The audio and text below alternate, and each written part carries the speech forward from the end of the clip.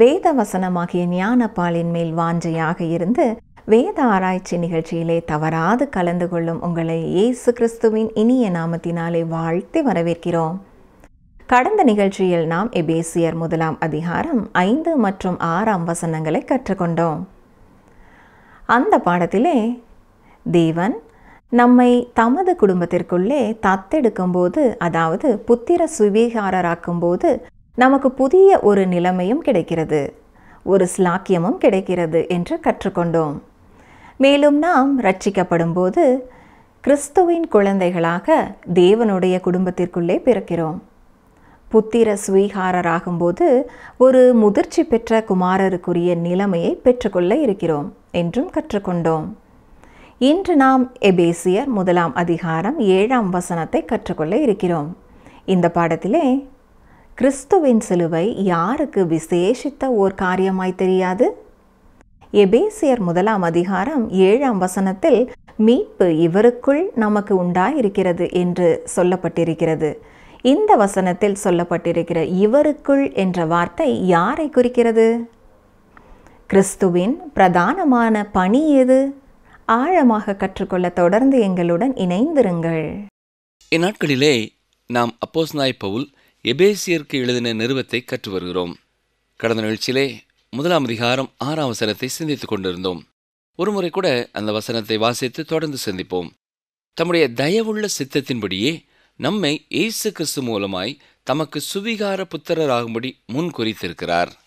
சுவிகார புத்திரர் என்று சொல்லும் பொழுது முழு வளர்ச்சியும் பெற்ற மகளாக இந்த இடத்திற்கு நாம் கொண்டு வரப்படுகிறோம். இதை குறித்து கலாத்தியர் நிருபத்தை படிக்கும் பொழுது விவரமாக படித்தோம். இது 2 முக்கியமான காரியங்களை குறிப்பிடுகிறது. புத்திர சுவிகாரராகும்படி என்று சொல்லும் பொழுது நாம் ஜெனிப்பிக்கப்பட்டிருக்கிறோம், மறுஜனனம் அடைந்திருக்கிறோம், பரிசுத்த ஆவியானவரால் மறுபிறப்பு அடைந்திருக்கிறோம். எப்படி? 1 பேதுரு 1 அதிகாரம் 23 வசனத்தை வாசிக்கிறேன். அழிவுள்ள வித்தினாலே அல்ல, என்றென்றைக்கும் நிற்கிறதும் ஜீவனுள்ளதுமான தேவ வசனமாகிய அழிவில்லாத வித்தினாலே மறுபடியும் ஜெனிப்பிக்கப்பட்டிருக்கிறீர்களே. புதிய ஒரு உறவிற்குள்ளே மறுபடியும் பிறந்திருக்கிறான். நீ மறுபடியும் பிறவாவிட்டால் தேவனுடைய ராஜ்யத்தை காண மாட்டாய் என்று இந்த காரணத்தினாலே தான் இயேசு நிக்கோதேமுவினிடத்திலே கூறினார். தேவன் நம்மை தமது குடும்பத்திற்குள்ளே தத்தெடுக்கும் பொழுது, அதாவது புத்திர சுவிகாரராக்கும் பொழுது நமக்கு புதிய ஒரு நிலைமையும் கிடைக்கிறது, ஒரு சிலாக்கியமும் கிடைக்கிறது. நாம் ரட்சிக்கப்படும் பொழுது கிறிஸ்துவின் குழந்தைகளாக தேவனுடைய குடும்பத்திற்குள்ளே பிறக்கிறோம். புத்திர சுவிகாரராகும் பொழுது ஒரு முதிர்ச்சி பெற்ற குமாரருக்குரிய நிலைமையை பெற்றுக்கொள்கிறோம். அதாவது பரிசுத்த ஆவியானவரை நமக்கு போதகராக பிதா கொடுத்திருக்கிறபடினாலே அவருடைய வார்த்தைகளை புரிந்து கொள்ளும் ஒரு நிலைமைக்கு வந்து விடுகிறோம். உங்களுக்கு ஒரு பேரப்பிள்ளை இருக்கிறது என்று வைத்துக் கொள்ளுங்கள். அதற்கு சுமார் 2 வயது. அந்த குழந்தை எத்தனையோ காரியங்களை குறித்து உங்களிடத்திலே பேசி கொண்டிருக்கிறது. எல்லா வார்த்தைகளையும் உங்களால் புரிந்து கொள்ள முடியவில்லை. ஒரு சில வார்த்தைகளை மட்டும் நீங்கள் புரிந்து கொள்கிறீர்கள். என்றாலும் அதற்கு எது தேவை என்று சொல்லுகிறது என்பதை நீங்கள் உணர்ந்து கொள்கிறீர்கள். அது சிறு குழந்தையாக இருக்கிறபடினாலே அது சொல்லும் எல்லா காரியங்களையும் உங்களால் ஏன் புரிந்து கொள்ள முடியவில்லை என்று அதற்கு தெரியாது. ஆனால் மிக அற்புதமான ஒரு உண்மை என்னவென்றால், நம்முடைய பரமபிதா நாம் நீண்ட நாட்களாக குழந்தைகளாக இருந்தாலும் நாம் அவரை அறிந்து கொள்ளும் ஒரு நிலைமையிலே அவர் நம்மை வைக்கிறார். உங்களுடைய பேர குழந்தையும் இன்னும் சற்று வளரும் பொழுது ஒருவரை ஒருவர் புரிந்து கொள்ளக்கூடியவர்களாகிறீர்கள். என்றாலும் எப்பொழுதும் தேவன் நம்மோடு கூட தொடர்பு கொள்ளுகிறார். அது எப்படி என்று பவுல் சொல்லியிருக்கிறார். கவனியங்கள். 1 கொரிந்தியர் 2 அதிகாரம் 12 வசனம். நாங்களோ உலகத்தின் ஆவியை பெறாமல் தேவனால் எங்களுக்கு அருளப்பட்டவைகளை அறியும்படிக்கு தேவனிலிருந்து புறப்படுகிற ஆவியையே பெற்றோம். இவை எல்லாமே கிறிஸ்து இயேசுவிலேயே செய்யப்பட்டிருக்கிறது. 1 தீமோத்தேயு 2 அதிகாரம் 5 வசனம். தேவன் ஒருவரே, தேவனுக்கும் மனுஷருக்கும் மத்தியஸ்தரும் ஒருவரே. சரி நேயர்களே, இப்பொழுது எபேசியர் 1 அதிகாரம் 5 வசனத்தை சற்றே பார்ப்போம். பிரியமானவருக்குள் தாம் நமக்கு தந்தருளின தம்முடைய கிருபையின் மகிமைக்கு புகழ்ச்சியாக.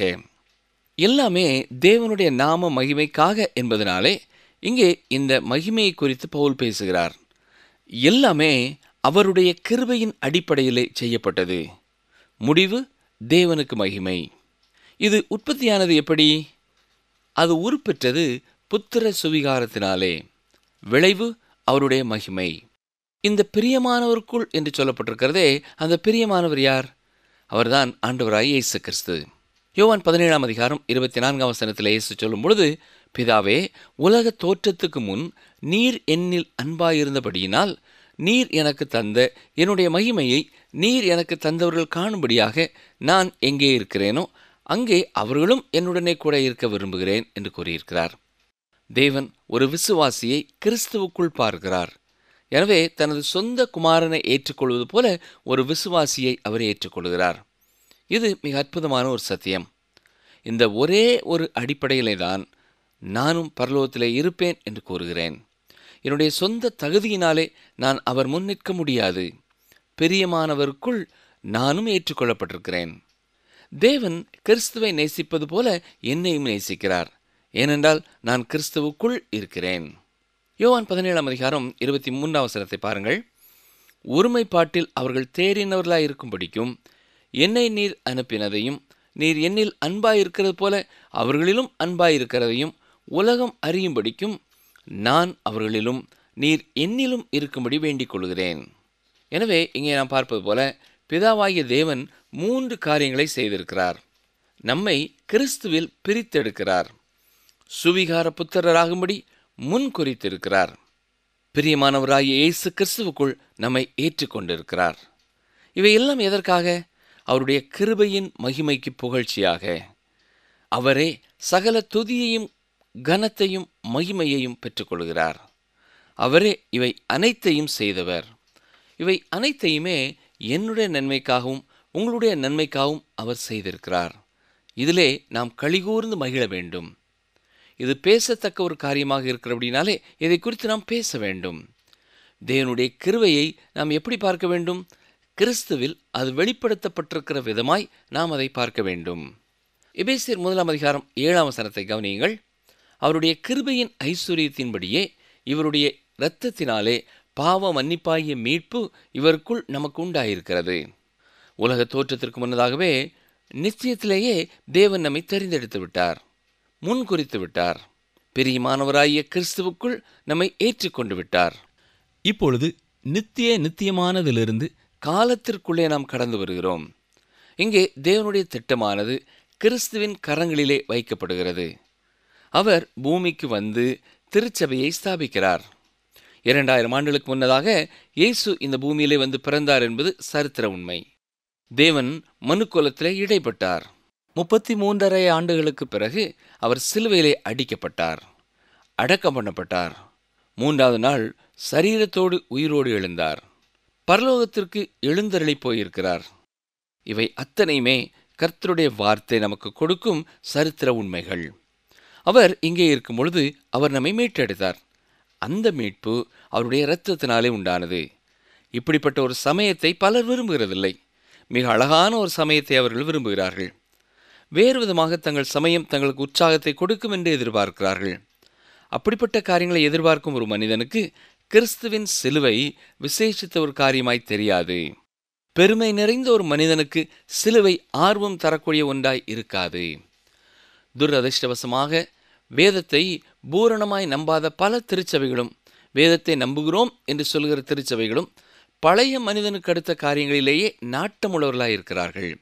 எனவே கிறிஸ்துவின் இரத்தத்தை குறித்து அங்கே முக்கியத்துவப்படுத்தப்படுகிறதில்லை. இது அவர்களுக்கு வெறுப்பூட்டும் காரியமாய் இருக்கிறது. மீண்டும் அதை விற்காமல் அதை தனது சொந்த பயனுக்கென்று மட்டும் பயன்படுத்துவதை இது குறிக்கிறது. இந்த வார்த்தை தான் கலாத்தியர் 3:13 சொல்லப்பட்டிருக்கிறது. வாசிக்கிறேன். கலாத்தியர் 3:13. மரத்திலே தூக்கப்பட்ட எவனும் சபிக்கப்பட்டவன் என்று எழுதியிருக்கிறபடி கிறிஸ்து நமக்காக சாபமாகி நியாயப்பிரமாணத்தின் சாபத்திற்கு நம்மை நீங்களாக்கி மீட்டு கொண்டார். இதன் பொருள் என்ன? கிறிஸ்து நம்மை மீட்டு கொண்டார். எனவே நாம் மீண்டுமாக விற்கப்பட போவதில்லை. அவர் நமக்கான விலைக்கிரயத்தை செலுத்திவிட்டார். சந்தையிலிருந்து அவர் நம்மை வாங்கிவிட்டார். நாம் இப்பொழுது அவருக்கு சொந்தமானவர்கள். மீட்பிற்கு பயன்படுத்தப்பட்டிருக்கிற 3வது கிரேக்க வார்த்தை என்னவென்றால் அப்பலூட்ரோசிஸ். இந்த வார்த்தை தான் எபேசியர் 1:7 சொல்லப்பட்டிருக்கிறது. மீட்பிற்கான விலைக்கிரயத்தை கொடுத்து அந்த மனிதனை விடுதலை பெற்றவனாக போக அனுமதிக்கும்படியாக வாங்குவது. இதே கருத்தைத்தான் லூக்கா 21:28 நாம் வாசிக்கலாம். கவனிங்கள், வாசிக்கிறேன். லூக்கா 21:28. இவைகள் சம்பவிக்க தொடங்கும் போது உங்கள் மீட்பு சமீபமாயிருப்பதால் நீங்கள் நிமிர்ந்து பார்த்து உங்கள் தலைகளை உயர்த்துங்கள் என்றார். மீட்பு என்பது ஒரு அற்புதமான ஒரு வார்த்தை. சந்தை வெளிக்கு சென்று ஒரு விலை கிரயத்தை செலுத்தி அதை சந்தையிலிருந்து தன் சொந்த பயனுக்கென்று வெளியே கொண்டு வருவது மட்டுமல்ல, மீண்டுமாக விற்கப்படாத ஒரு நிலைமையை அது குறிக்கிறது. அதே வேளையிலே விலை கிரயத்தை செலுத்திய பின்னரும் பூரண விடுதலையோடு செல்ல அனுமதிப்பது. இது எதற்கு பொருத்தமானதாக இருக்கிறது? நன்றாக கவனியுங்கள். ஒரு அடிமையை அடிமைத்தனத்திலிருந்து விலை கொடுத்து வாங்கி அவனை சுயாதீனமானவனாக விடுவித்து அனுப்புவது. மனிதன் பாவத்திற்கு அடியிலே விற்கப்பட்டு விட்டான், பாவத்திற்கு அடிமையாயிருக்கிறான். இது உண்மையா என்பதை கண்டறிய எந்த ஆராய்ச்சியும் செய்ய தேவையில்லை. நம்மை சுற்றி உலகத்தை நாம் பார்த்தாலே நமக்கு தெரியும். மனிதன் எவ்வளவு துன்மார்க்கமானவனாக, எவ்வளவு அழுகிப்போனவனாக, எவ்வளவு கெட்டுப்போனவனாக, பாவத்தை தவிர வேறு எதையுமே செய்ய முடியாதவனாக இருக்கிறான் என்பதை நாம் பார்க்கலாம். அவன் பாவத்திற்கு அடிமையாக இருக்கிறான். மனிதனுடைய விடுதலைக்காக விலைக்கிரயத்தை செலுத்த இயேசு வந்தார். குமாரன் விடுதலையாக்கினால் மெய்யாகவே விடுதலையாவீர்கள் என்று இயேசு சொன்ன வாக்கியத்தின் அர்த்தம் இதுதான். மீட்பு அவருடைய இரத்தத்தினாலே உண்டாயிருக்கிறது.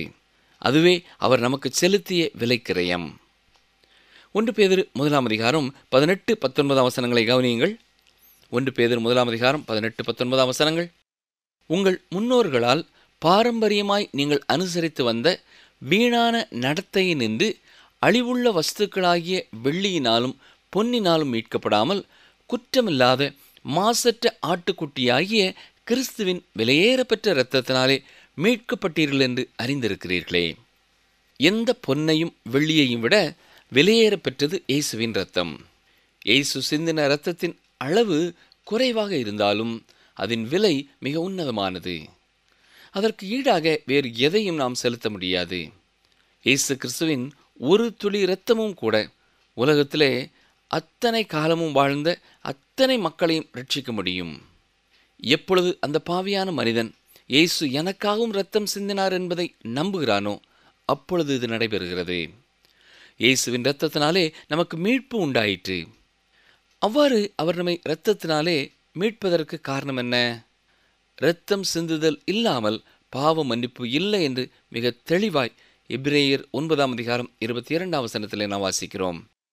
ஆதாம் முதல் இறுதியாக உலகத்திலே பிறக்கப் போகிற மனிதன் வரை அத்தனை பேரும் ரட்சிக்கப்படுவதற்கு இதுவே அடிப்படை சத்தியம் என்று பழைய ஏற்பாடும் மிக தெளிவாக சொல்லியிருக்கிறது. பிரியமானவர்களே, இப்பொழுது நாம் மீட்கப்பட்டிருக்கிறோம். எந்த காளையின் இரத்தத்தினாலும் அல்ல, எந்த ஆட்டுக்குட்டியின் இரத்தத்தினாலும் அல்ல. அது உங்களை ரட்சிக்க முடியாது, அது உங்களை மீட்க முடியாது. ஆனால் விலையேற பெற்ற இயேசுவின் இரத்தத்தினாலே நாம் மீட்கப்பட்டிருக்கிறோம். மேலும் எபேசியர் 1:7 பாவ மன்னிப்பாகிய மீட்பு என்று சொல்லப்பட்டிருக்கிறது. பாவ மன்னிப்பு என்பது நீதியை தவிர்த்து செயல்படும் ஒரு காரியம் அல்ல, நியாயத்தை தவிர்த்து செயல்படும் ஒன்று அல்ல, பரிசுத்தத்தை தவிர்த்து செயல்படும் ஒன்றும் அல்ல. சிந்தப்பட்ட இரத்தத்தின் அடிப்படையிலேயே மன்னிப்பு உண்டாயிற்று. இயேசு கிறிஸ்து தனது மரணத்தினாலே சிந்திய இரத்தமே மன்னிப்பின் அஸ்திபாரம். அந்த இரத்தம் சிந்தப்படுதல் இல்லாமல் பாவ மன்னிப்பு உண்டாயிராது. பிரியமானவர்களே, இந்த குறிப்பிட்ட இடத்திலே மனிதனுடைய மன்னிப்பை குறித்தும் தேவனுடைய மன்னிப்பை குறித்ததுமான வித்தியாசத்தை நாம் கற்றுக்கொள்ள வேண்டும். அவை இரண்டும் ஒன்று அல்ல. மனிதனுடைய மன்னிப்பு, அதாவது நீங்கள் மற்றொருவரை மன்னிப்பது எப்படி இருக்கிறது என்றால், ஒரு குறிப்பிட்ட சூழ்நிலையிலே ஒருவருக்கு நீங்கள் தண்டனை கொடுக்க வேண்டும். ஆனால் தண்டனை கொடுக்காமல் அங்கே மன்னிப்பு கொடுக்கப்படுகிறது. அதாவது செய்யப்பட்ட தவறுக்கான தண்டனை அந்த தவறு செய்தவர்களுக்கு கொடுக்கப்படாமலேயே தவறு அங்கே அழிக்கப்பட்டு விடுகிறது. நான் உன்னை மன்னித்து விடுகிறேன் என்று சொல்கிறோம். ஆனால் தேவன் பரிசுத்தம் உள்ளவர், அவர் நீதி உள்ளவர். எனவே தேவனுடைய மன்னிப்பு பாவம் தண்டிக்கப்படுவதின் அடிப்படையிலேயும் அதற்கான விலைக்கிரயம் செலுத்தப்பட்டதின் அடிப்படையிலுமேயே உண்டாயிருக்கிறது. மனிதனுடைய மன்னிப்பு தண்டனை கொடுக்கப்படும் முன்னதாகவே மனிதனுக்கு கொடுக்கப்படுகிறது. ஆனால் தேவனுடைய மன்னிப்பு நம்முடைய இடத்திலே இயேசு கிறிஸ்து தண்டிக்கப்பட்டதினாலே கொடுக்கப்படுகிறது. பிரியமானவர்களே, மனிதனுடைய மன்னிப்பின் வழிமுறை தண்டனை கொடுக்கப்படாமலேயே மன்னிப்பதாக இருப்பதனாலே தான் இன்று சட்ட ஒழுங்கற்ற சூழ்நிலைகளிலே நாம் வாழ்ந்து கொண்டிருக்கிறோம். இழைக்கப்படும் குற்றங்களுக்கு ஏற்ற தண்டனை கொடுக்கப்படாமல் இருப்பதனாலே குற்றங்கள் பெருகுகிறது. சில இடங்களிலே இரவு நேரங்களிலே யாரும் தனியாக செல்ல முடியாது. காரணம் என்ன? அப்படிப்பட்ட இடங்களிலே செய்யப்பட்ட குற்றங்களுக்கு சரியான தண்டனை கொடுக்கப்படவில்லை. எனவே அதே குற்றங்களை செய்ய பலர் காத்து கொண்டிருக்கிறார்கள். பல நியாயாதிபதிகள் தான் குற்றவாளிகள் தண்டிக்கப்படாமல் இருப்பதற்கு காரணமாயிருக்கிறார்கள்.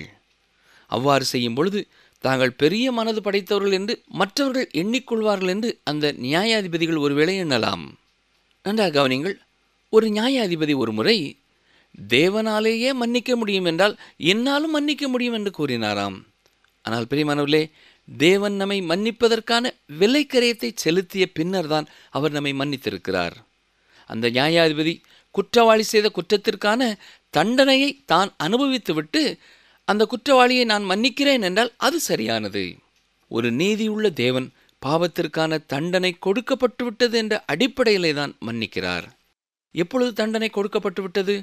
2000 ஆண்டுகளுக்கு முன்னதாக இயேசு கிறிஸ்து என்னுடைய பாவத்திற்காகவும் உங்களுடைய பாவத்திற்குமான தண்டனையை சிலுவையிலே சுமந்து தீர்த்து விட்டார்.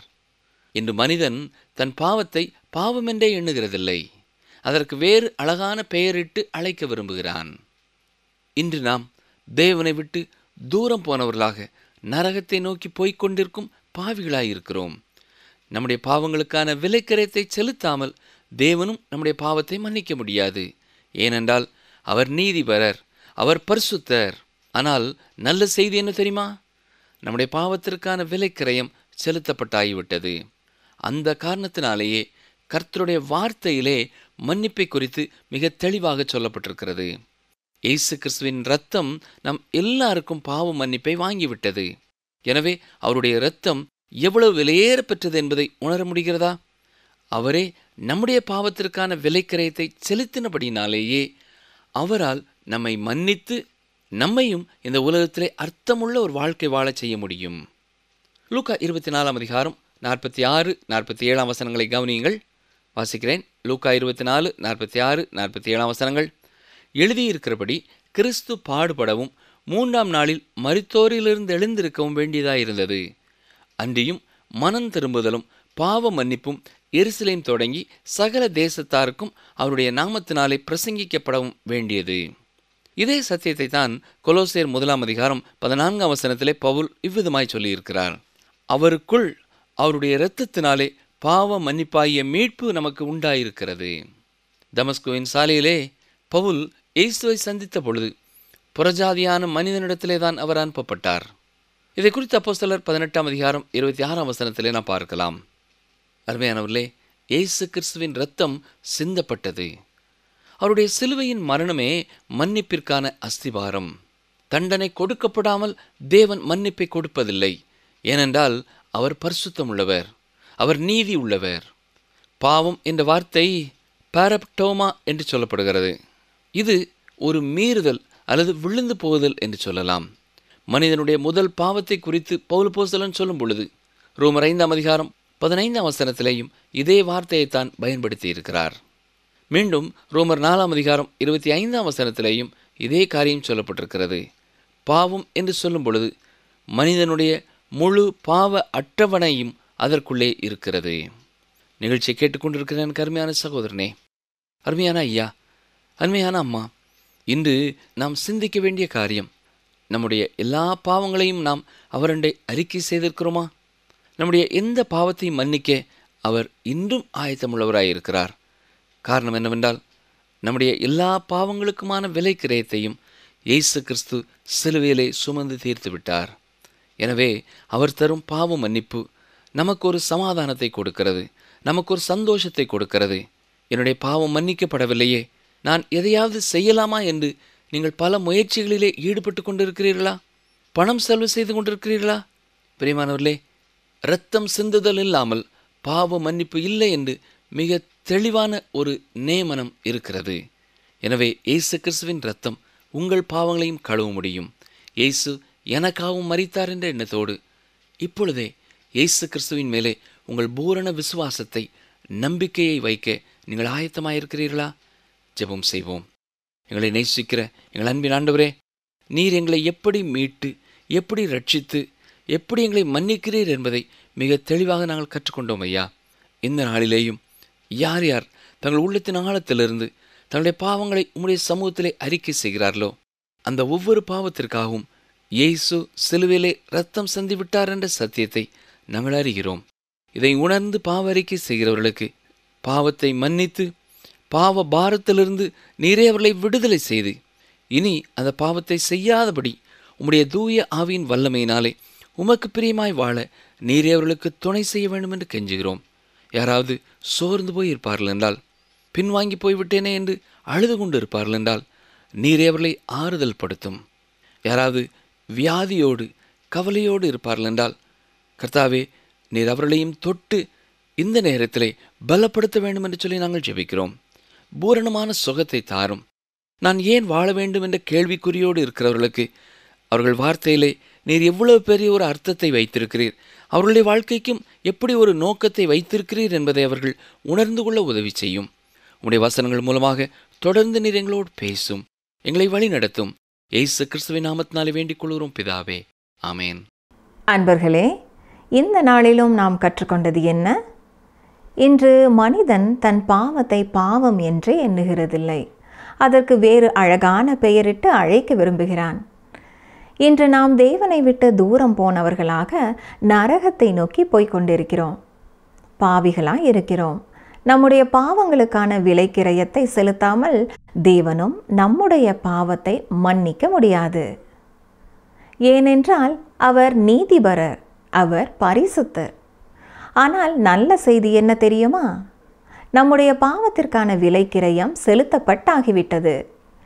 இயேசு கிறிஸ்துவின் இரத்தம் நம் எல்லாருக்கும் பாவ மன்னிப்பை வாங்கிவிட்டது. இன்று நாம் சிந்திக்க வேண்டிய காரியம், நம்முடைய எல்லா பாவங்களையும் நாம் அவரண்டை அறிக்கை செய்திருக்கிறோமா? நம்முடைய எல்லா பாவங்களையும் மன்னிக்க இன்றும் இயேசு கிறிஸ்து ஆயத்தமாய் இருக்கிறார். அவர் தரும் பாவ மன்னிப்பு நமக்கு ஒரு சமாதானத்தை கொடுக்கிறது, நமக்கு ஒரு சந்தோஷத்தை கொடுக்கிறது. மீண்டும் அடுத்த நிகழ்ச்சியில் சந்திப்போம். கர்த்தர் உங்களை ஆசீர்வதிப்பாராக. தேவனாலே கூடாத காரியம் ஒன்றுமில்லை. லூக்கா 1:37.